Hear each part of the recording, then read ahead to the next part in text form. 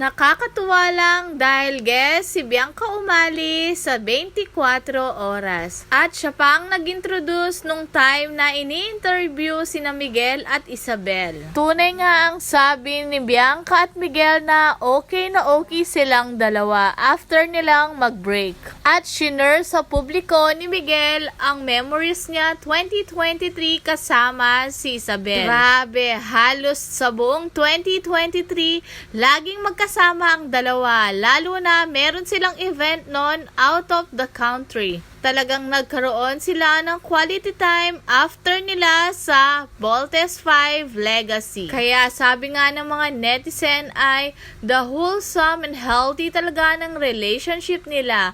Full of love and respect. My ideal couple stay strong are Isagel. At napakasimple lang talaga ng Isagel. Sarap niyong mahalin at role model kayo sa mga ibang kabataan. Sana wag kayong magbago. Ang dami nilang unforgettable memories last year. Hopefully, this 2024, mas higit pa and they will love each other more. Isagel forever. Perfect attitude, humble sa isa't isa. Genuinely in love, not a fan service, real feelings kaya real happiness din ang isineserve sa fans like us.